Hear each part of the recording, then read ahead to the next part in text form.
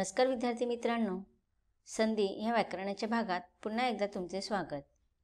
संधी ह्या व्याकरणाच्या भागाचा हा सेशन क्रमांक 3 आहे। आज आपण मराठी या विषयाचे व्याकरण अभ्यासत आहोत आणि त्यामध्ये संधी व त्याचे प्रकार याचा विस्तारित रूपाने अभ्यास करत आहोत। याआधी आपण संधी म्हणजे काय हे समजून घेतलेलं आहे आणि संधीचे प्रकार सुद्धा आपण समजून घेतलेले आहेत। आता उर्वरित संधीचे प्रकार आपल्याला या सेशनमध्ये अभ्यासायचे आहेत। चला तर आता आपण काही उदाहरणांच्या माध्यमातून संधीचे पुढील प्रकार समजून घेऊया।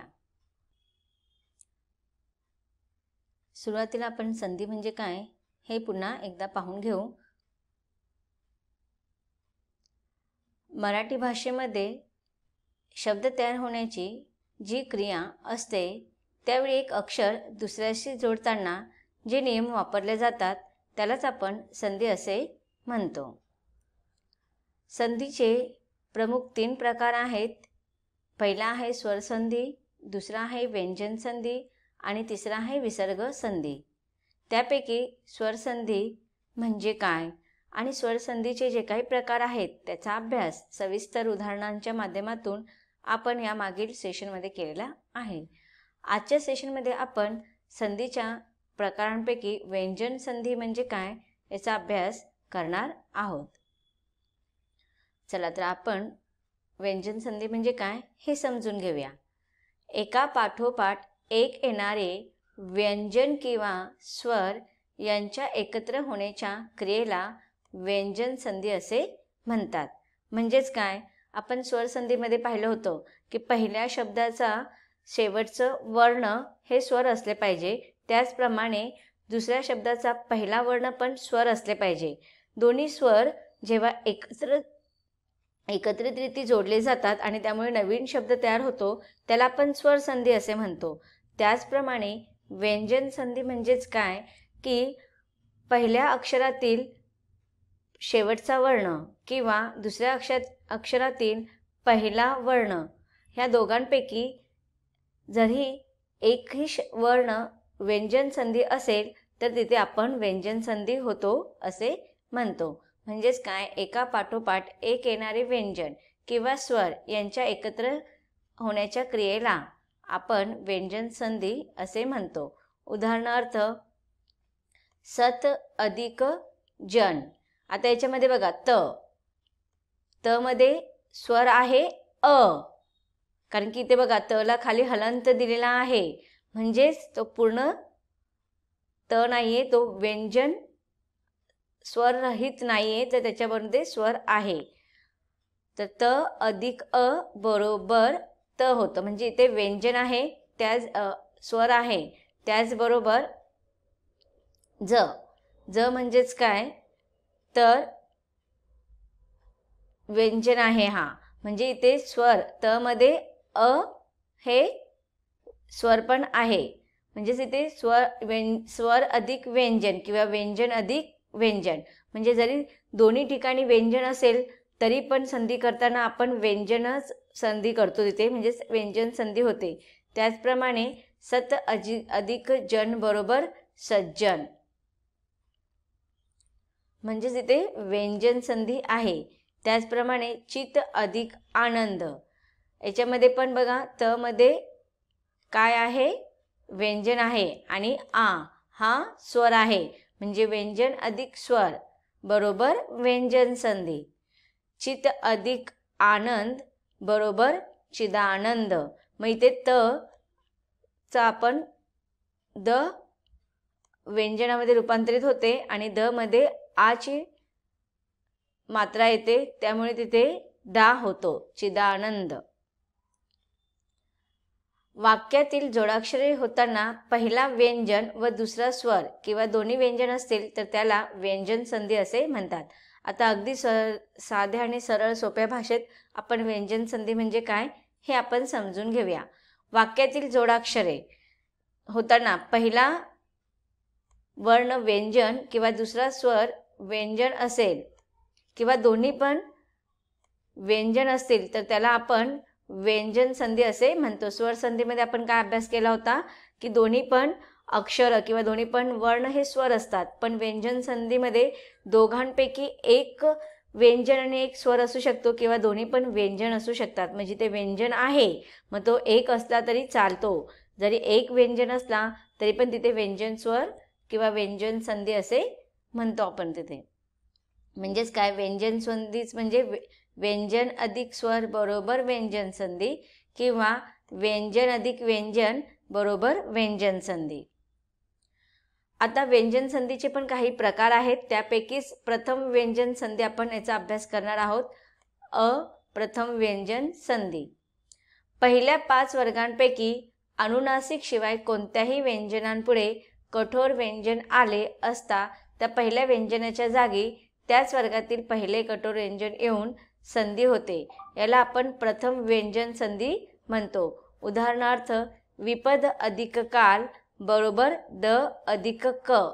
म्हणजे इथे दचं काय सांगितलेलं आहे आपल्याला, जेव्हा पहिल्या 5 वर्गांपैकी म्हणजे क वर्ग, च वर्ग, ट वर्ग, त वर्ग, प वर्ग ह्या पहिल्या 5 वर्गांपैकी अनुनासिक शिवाय म्हणजे न, पुन्हा त्र आणि न हे जे काही अनुनासिक व्यंजन आहेत त्यांना सोडून त्या व्यंजनापैकी जे काही कठोर व्यंजन असतात त्यांच्या पहिल्या व्यंजनाच्या जागी त्याच वर्गातील पहिले कठोर व्यंजन येऊन मग तिथे संधी होते.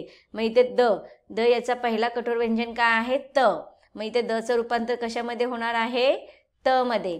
मग इथे द अधिक क बरोबर त अधिक क. मग इथे त आणि क हा जोड शब्द तयार होणार आणि मग तयार होणार विपद काल. विपद अधिक काल बरोबर विपद काल. आता इथे द मध्ये काय आहे, व्यंजन आहे आणि क पण व्यंजन आहे. व्यंजन अधिक व्यंजन बरोबर व्यंजन संधी. व्यंजन संधीचा पुढचा प्रकार आहे तृतीय व्यंजन संधी. पहिल्या 5 वर्गातील कठोर व्यंजनांपुढे अनुनासिक खेरीज स्वर किंवा मृदू व्यंजन आल्यास त्याच्या जागी त्याच वर्गातील तिसरे व्यंजन होऊन संधी होते. त्यालाच आपण तृतीय व्यंजन संधी असे म्हणतो. उदाहरणार्थ वाक अधिक ईश्वरी म्हणजेच क. आता इथे बघा काय आहे, क अधिक ई म्हणजेच व्यंजन. क इथे काय आहे, व्यंजन आहे आणि ई इथे स्वर आहे.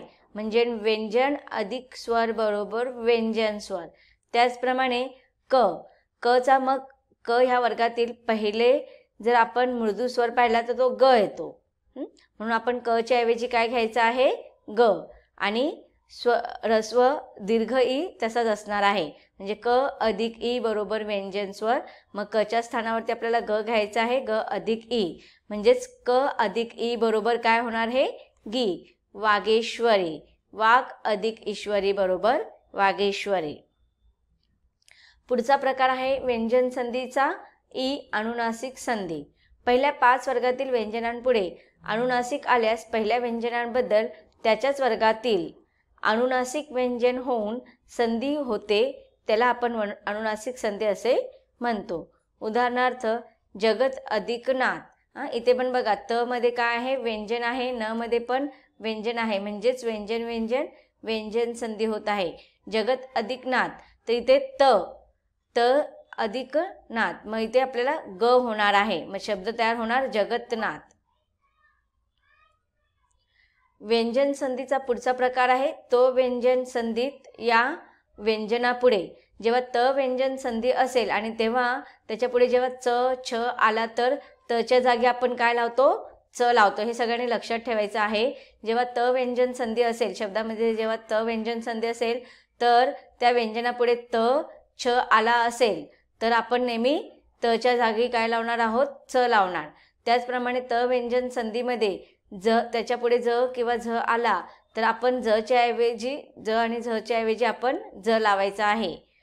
त व्यंजन संधीमध्ये जेव्हा ट ठ आला तर त बद्दल आपल्याला ट लावायचा आहे.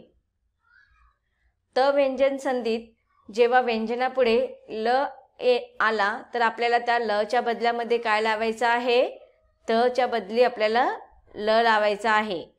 श आला तर म्हणजे त व्यंजन संधीमध्ये त्या व्यंजनापुढे जर श आला तर त्याबद्दल आपल्याला च होतो आणि तो श बद्दल आपण छ छत्रीचा लिहितो.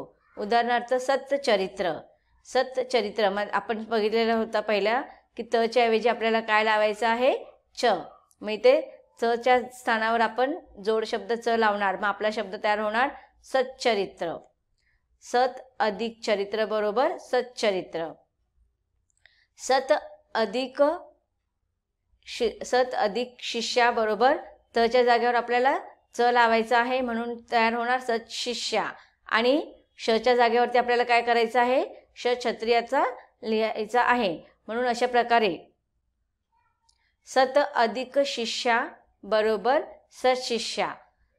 तच्या स्थानावरती त या व्यंजन संधीमध्ये जेव्हा तच्या अगोदर किंवा त या व्यंजनापुढे श आला तर आपण चच्या जागी काय लावणार आहोत, तच्या जागी च आणि शच्या जागी आपण श क्षत्रियाचा लावणार. म्हणून इथे सत अधिक शिष्या बरोबर सशिष्य. आता आपण व्यंजन संधीचे काही वैशिष्ट्य नियम उदाहरणाद्वारे समजून घेऊया. प्रकार आहे व्यंजन संधी. व्यंजन संधीचे वैशिष्ट्य आणि नियम आहेत.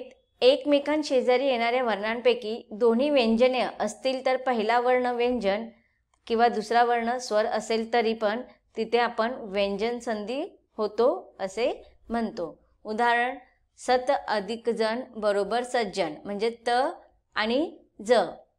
त मध्ये पण काय आहे, व्यंजन आहे आणि ज मध्ये पण व्यंजन आहे. म्हणून इथे तच्या जागेवरती आपल्याला ज लावायचं आहे. अशा रीतीने आपला नवीन शब्द तयार होणार सज्जन.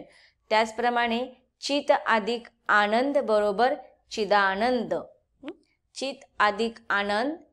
त काय आहे, व्यंजन आहे आणि आ स्वर आहे म्हणजे स्त अधिक आ बरोबर दा. मग आपला नवीन शब्द तयार होते चिदानंद म्हणजे व्यंजन अधिक स्वर बरोबर व्यंजन स्वर.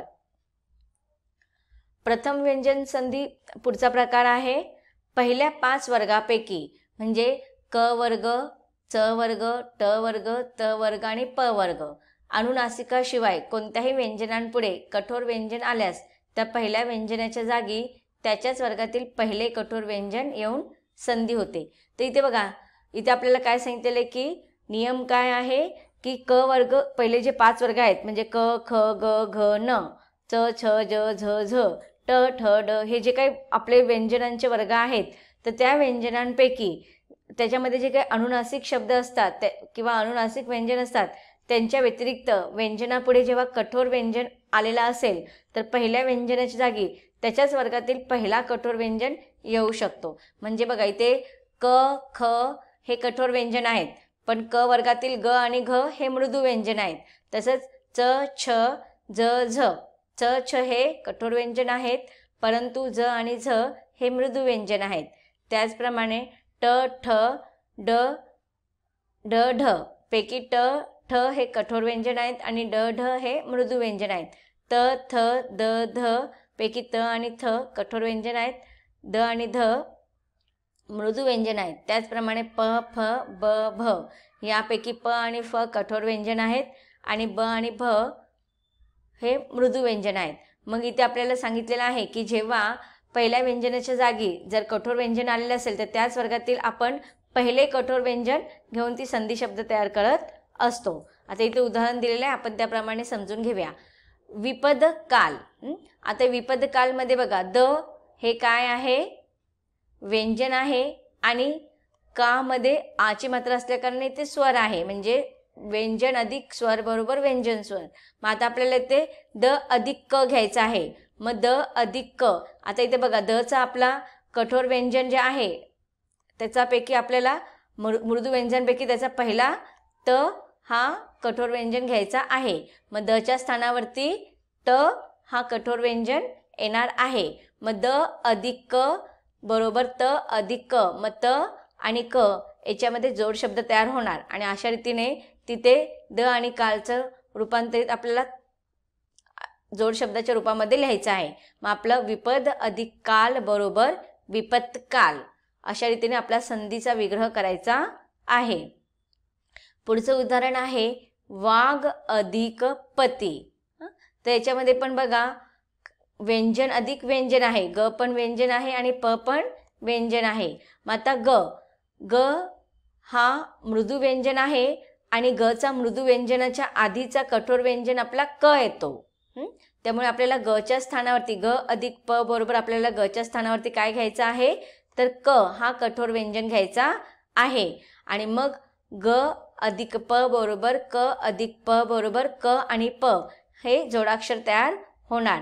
मग अशा रीतीने वाघपती हा संधी विग्रह करताना आपल्याला त्याच्यापासून जो जोड शब्द तयार होतो तो आहे वाकपती. गच्या स्थानावरती आपल्याला तिथे क लिहायचा आहे आणि तो जोडाक्षर रूपांतरण करून आपण लिहिणार आहोत. मग आपला वाघ अधिक पती या संधीचा विग्रह केलेला जो जोड शब्द तयार होतो तो होतो वाकपती. तर विद्यार्थी मित्रांनो, अशा प्रकारे आपण व्यंजन संधी म्हणजे काय आणि त्याचे जे काही प्रकार आहे त्या प्रकारांचा आपण अभ्यास करत होतो. अजूनही आपल्याला व्यंजन संधीबद्दल जाणून घ्यायचं आहे, परंतु त्याचा अभ्यास आपण संधी या व्याकरणाच्या पुढील भागामध्ये अभ्यासणार आहोत. धन्यवाद.